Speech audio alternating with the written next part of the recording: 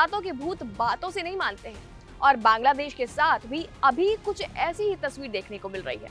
बता दें कि लगातार कट्टरपंथ, घुसपैठ और तो और इसी के साथ सीमा पर बढ़ती गतिविधियों के बीच अब ये तस्वीर और हालात ऐसे हो गए हैं कि भारत और बांग्लादेश सीमा पर अचानक से बंदूकें तन गई हैं। साथ ही आपको बता दें कि बीएसएफ जवान फायरिंग पोजीशन में आ चुके हैं। बीजेपी ने जमीन अधिग्रहण रोकने की कोशिश की है और 3 बीघा बॉर्डर पर तनाव गहरा चुका है। नमस्कार, आप देख रहे हैं जी न्यूज़ का डिजिटल प्लेटफॉर्म और मैं हूं आपके साथ कनिष्का मिश्रा। जो तस्वीर आप अभी अपनी स्क्रीन पर देख रहे हैं वो आज की तस्वीर है। दरअसल बता दें कि पश्चिम बंगाल में पिछले कुछ समय से सीमा सुरक्षा और घुसपैठ का मुद्दा लगातार गरमाया हुआ है। पश्चिम बंगाल में नई सरकार के आते ही कट्टरपंथियों और घुसपैठियों पर लगातार सख्त एक्शन शुरू हो चुके हैं। साथ ही और अब तो बंगाल के जो नए सीएम शुभेंदु अधिकारी ने ये ऐलान भी कर दिया है कि अब भारत और बांग्लादेश सीमा को पूरी तरह से कटीले तारों से सील कर दिया जाएगा ताकि अवैध घुसपैठ, तस्करी और कट्टरपंथी नेटवर्क पर यहां रोक लगाई जा सके। और इसी के बाद से सुरक्षा चिंताओं के बीच सीमा से जुड़े इलाकों में फेंसिंग और जमीन अधिग्रहण की प्रक्रिया तेजी से आगे बढ़ रही है।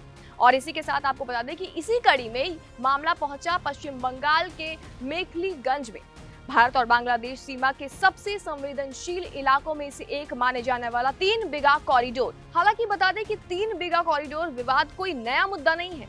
ये वही पुराना टकराव है जिसकी जड़ें 1947 के विभाजन तक जाती है। भारत और बांग्लादेश के बीच कई समझौते हुए थे, लेकिन ये एक छोटा सा रणनीतिक कॉरिडोर जो दहग्राम अंगरपोट क्षेत्र को जोड़ता है, जो हमेशा से संवेदनशील बना रहा। साथ ही आपको हम ये भी जानकारी दे दें कि 1974 के इंदिरा मुजीब समझौते के बाद भारत ने इस कॉरिडोर पर विशेष व्यवस्था दी थी। बाद में 1992 में इसे औपचारिक रूप से खोला भी गया था, लेकिन सीमा सुरक्षा और आवाजाही को लेकर यह इलाका हमेशा से विवाद और तनाव का केंद्र यानी कि सेंटर बना रहा। लेकिन अब इसी दहग्राम अंगरपोता बॉर्डर पर भारत सरकार ने कटीले तारों के बाड़ लगाने शुरू कर दिए हैं। साथ ही आपको बता दें कि जमीन अधिग्रहण की प्रक्रिया भी शुरू हो चुकी है। और अब लेकिन जैसे ही सरकारी अमीन और बीएसएफ की टीम 0 पॉइंट के पास पहुंच जाती है, वैसे ही यहां पर विरोध शुरू हो जाता है। और आपको बता दें कि पहले कुछ बांग्लादेशी नागरिकों ने आपत्ति इसको लेकर जताई और इसके बाद मौके पर पहुंची बीजेबी यानी कि बॉर्डर गार्ड बांग्लादेश। अब इसके बाद आप बता देते हैं कि आरोप ये लगे कि बीजेपी ने भारतीय अधिकारियों और साथ ही साथ बीएसएफ को जमीन अधिग्रहण से रोकने की कोशिश यहां पर करी थी, लेकिन बीएसएफ पीछे नहीं हटी। और साथ ही इसके बाद क्या हुआ वो हम आपको बताते हैं। तनाव इतना ज्यादा बढ़ गया कि दोनों तरफ जवान आमने सामने आ गए। सीमा पर तीखी बहस शुरू हो गई और इसके बाद जवानों ने बंदूकें संभाल ली थी।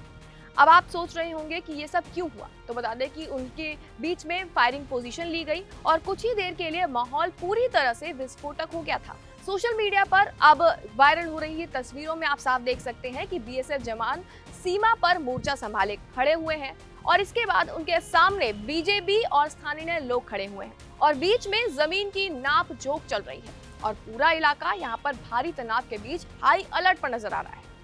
अब आपको बता दें कि मौके पर यहाँ पर मेखलीगंज के एसडीपीओ और कुचलीबाड़ी थाने की पुलिस भी पहुंची। पूरे इलाके को सुरक्षा घेरे में ले लिया गया है और अब सबसे बड़ा सवाल यहाँ ये खड़ा हो रहा है कि क्या बॉर्डर फेंसिंग रोकने के पीछे सिर्फ जमीन विवाद है या फिर इसके पीछे घुसपैठ और अवैध गतिविधियों का डर भी साफ साफ छिपा हुआ है।